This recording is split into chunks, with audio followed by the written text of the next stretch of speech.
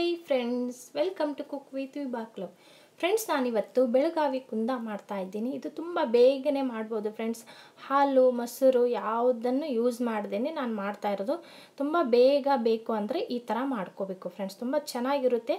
ನಿಮಗೆ ಮಕ್ಕಳು ಕೇಳಿದಾಗ, ಆಮೇಲೆ ಗೆಸ್ಟ್ ಬಂದಾಗ ಈ ಥರ ಬೇಕು ಅಂದಾಗ ನೀವು ಬೇಗನೆ ಮಾಡ್ಕೋಬೋದು. ಒಂದು 10 ನಿಮಿಷದಲ್ಲೇ ನಾನು ರೆಡಿ ಮಾಡಿರುವಂಥದ್ದು. ಇದು ಹೇಗೆ ಮಾಡೋದು ಅಂತ ನಿಮಗೆ ಹೇಳ್ಕೊಡ್ತೀನಿ ಫ್ರೆಂಡ್ಸ್. ತುಂಬ ಚೆನ್ನಾಗಿದೆ, ಈಸಿಯಾಗಿದೆ. ಇದು ತುಂಬ ಟೇಸ್ಟ್ ಕೂಡ ಚೆನ್ನಾಗಿ ಬಂದಿದೆ. ಇದು ಹೇಗೆ ಮಾಡಬೇಕು ಅಂತ ನಾನು ನಿಮ್ಗೆ ಹೇಳ್ಕೊಡ್ತೀನಿ, ನೋಡ್ಕೊಂಡು ಬರೋಣ ಬನ್ನಿ. ಆಮೇಲೆ ಈ ವಿಡಿಯೋನ ಇಷ್ಟವಾಗಿದ್ದರೆ ಒಂದು ಲೈಕ್ ಕೊಡಿ ಫ್ರೆಂಡ್ಸ್. ನಮ್ಮ ಚಾನಲ್ಗೆ ಸಪೋರ್ಟ್ ಮಾಡಿ, ಸಬ್ಸ್ಕ್ರೈಬ್ ಮಾಡೋದನ್ನು ಮಾತ್ರ ಮರಿಬೇಡಿ ಫ್ರೆಂಡ್ಸ್. ಈ ವಿಡಿಯೋನ ಪೂರ್ತಿಯಾಗಿ ನೋಡಿ, ನಿಮಗೆ ಗೊತ್ತಾಗುತ್ತೆ ಹೇಗೆ ಮಾಡೋದು ಅಂತ. ನಾನು 1 ಕಪ್ಪಷ್ಟು ಸಕ್ಕರೆ ತೆಗೆದುಕೊಂಡಿದ್ದೀನಿ. ಸ್ವೀಟ್ ಕಡಿಮೆ ಬೇಕು ಅಂದರೆ ಇನ್ನೊಂದು ಸ್ವಲ್ಪ ಕಡಿಮೆ ಹಾಕ್ಕೊಳ್ಳಿ. ನಾನು 1 ಕಪ್ಪಷ್ಟು ತೆಗೆದುಕೊಂಡಿದ್ದೀನಿ. ಇದನ್ನು ಪುಡಿ ಮಾಡ್ಕೊಂಡು ಬರೋಣ.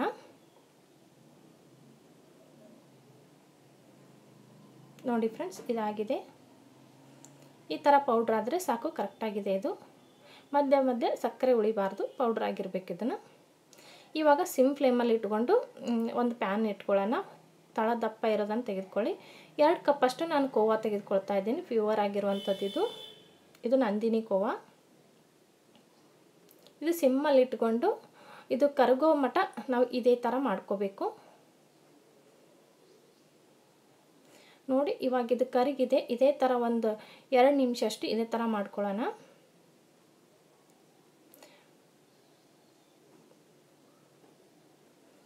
ನೋಡಿ, ಇವಾಗ ಅದು ಕರಗಿದೆ. ಎಲ್ಲ ಖೋವಾ ಏನಿತ್ತು ಅದನ್ನು ಕರಗಿ ಆದಮೇಲೆ ನಾವು ಮಾಡಿಟ್ಟಿದ್ದೀವಲ್ಲ ಸಕ್ಕರೆ ಪೌಡ್ರನ್ನ ಇದಕ್ಕೆ ಹಾಕ್ಕೊಳ್ಬೇಕು.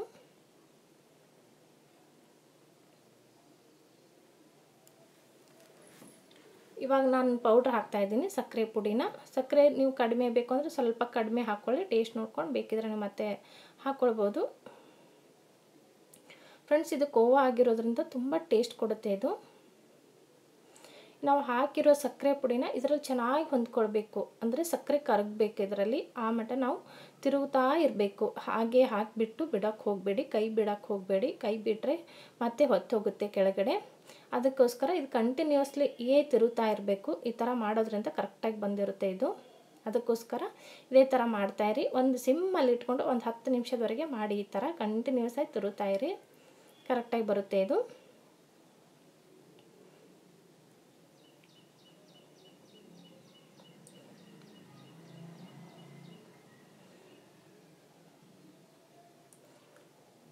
ನೋಡಿ ಫ್ರೆಂಡ್ಸ್, ಇದಿಷ್ಟು ಕರೆಕ್ಟಾಗಿ ಬಂದಿದೆ ಅಂತ.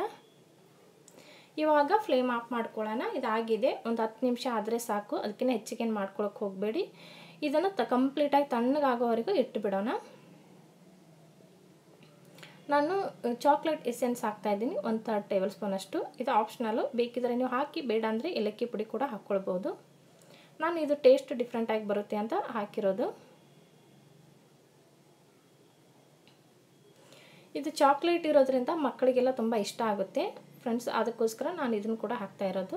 ನಿಮ್ಗೆ ಬೇಕು ಅಂದರೆ ಹಾಕಿ, ಇಲ್ಲಾಂದರೆ ಬಿಡಿ. ಇವಾಗ ನೋಡಿ, ಇದು ತಣ್ಣಗಾಗಿದೆ, ಸಂಪೂರ್ಣವಾಗಿ ತಣ್ಣಗಾಗಿದೆ ಇದು. ನೋಡಿ ಫ್ರೆಂಡ್ಸ್, ಎಷ್ಟು ಚೆನ್ನಾಗಿ ಬಂದಿದೆ ಅಂತ. ಇದಾಗಿದೆ ಫ್ರೆಂಡ್ಸ್. ಇವಾಗ ನಾವು ತಿನ್ನಲು ರೆಡಿ ಆಗಿದೆ ಇದು.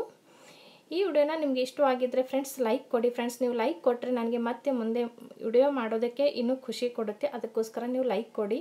ಮತ್ತು ನಮ್ಮ ಚಾನಲ್ಗೆ ಸಪೋರ್ಟ್ ಮಾಡಿ, ಸಬ್ಸ್ಕ್ರೈಬ್ ಮಾಡೋದನ್ನು ಮಾತ್ರ ಮರಿಬೇಡಿ ಫ್ರೆಂಡ್ಸ್. ಮತ್ತೆ ಮುಂದಿನ ವಿಡಿಯೋದಲ್ಲಿ ಸಿಗೋಣ. Bye friends.